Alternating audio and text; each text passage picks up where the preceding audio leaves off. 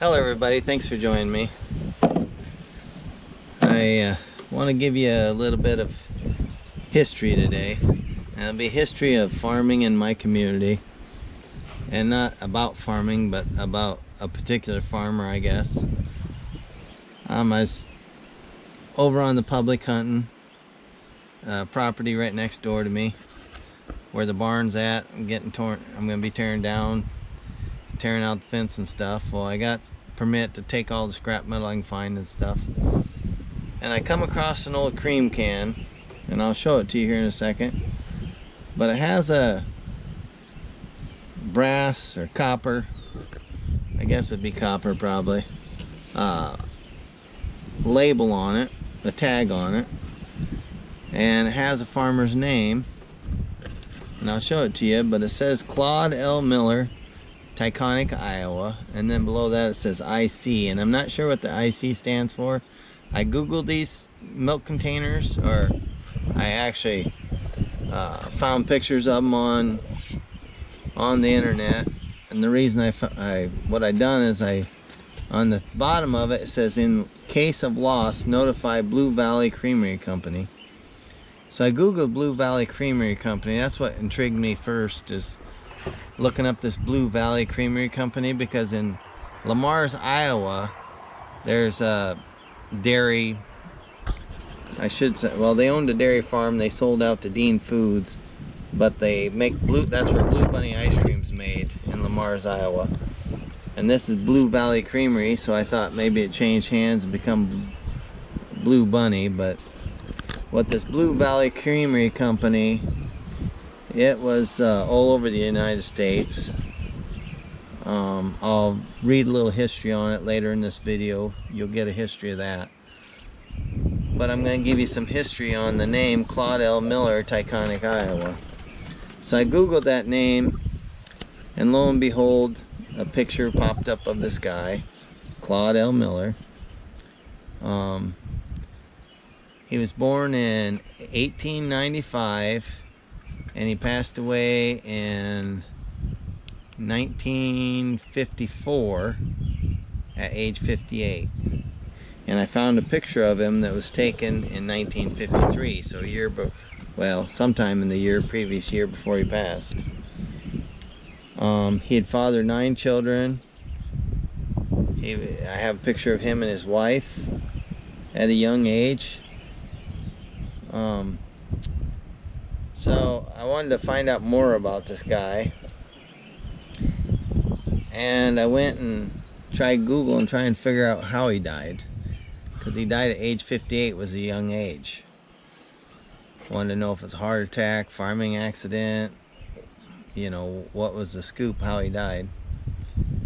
But anyhow, when I done that, I had another name pop up, Leroy Claude Miller. And it was obituary in the Sioux City Journal for Leroy Claude Miller. And so I went and I was reading that. The guy had passed away at age 85. Well, it was my neighbor that I had when I was growing up. It was the next house just over the hill on the highway. I lived east of Holly Springs, quarter-mile east of Holly Springs. And you just go up over the hill past our property, and the next property was this Leroy Claude Miller's property. And he passed away at age 85, which was the son of this Claude Leroy Miller.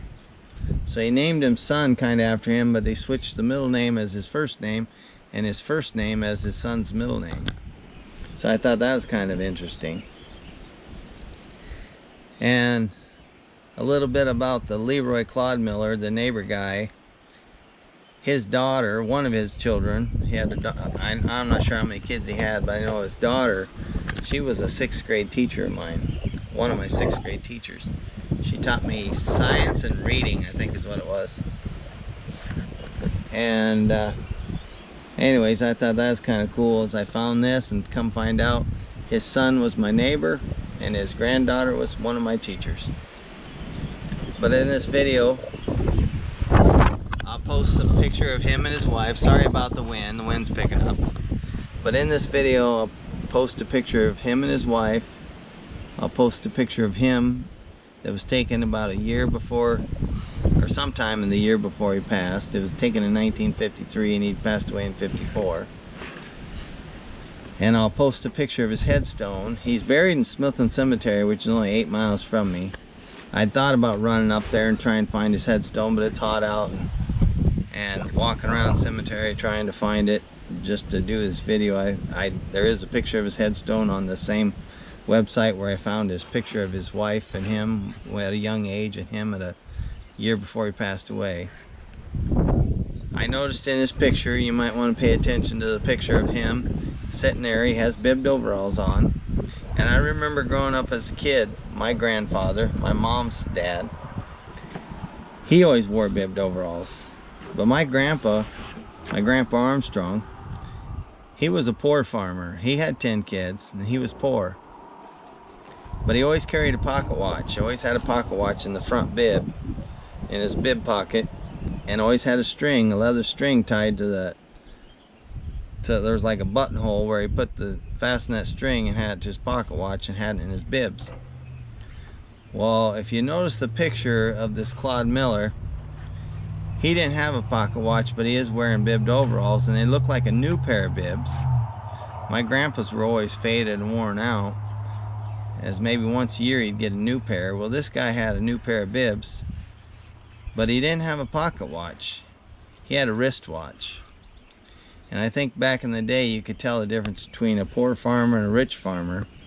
A poor farmer had faded bibs and wore a pocket watch, and a rich farmer had a new pair of bibs and a wristwatch. But I'm gonna go and read the history on this, what bit I can find. I'll give you history on this Blue Valley Creamery Company, and maybe post some pictures. And I'm also gonna post pictures of that Claude L. Miller and read what I find on the internet about him. I hope you enjoy this video, and I'll see you guys later. Bye. Claude Leroy Miller, son of Isaac Newton Miller and Elizabeth Tresham. Claude married Estella Jenkins October 9th, 1912 at Ottawa, Iowa. He fathered 9 children. Claude farmed near Taconic, Iowa. Born October 22nd, 1895, Smithland, Woodbury County, Iowa. Died June 25th, 1954, Sioux City, Woodbury County, Iowa. Buried Little Sioux Township Cemetery, Smithland, Woodbury County, Iowa.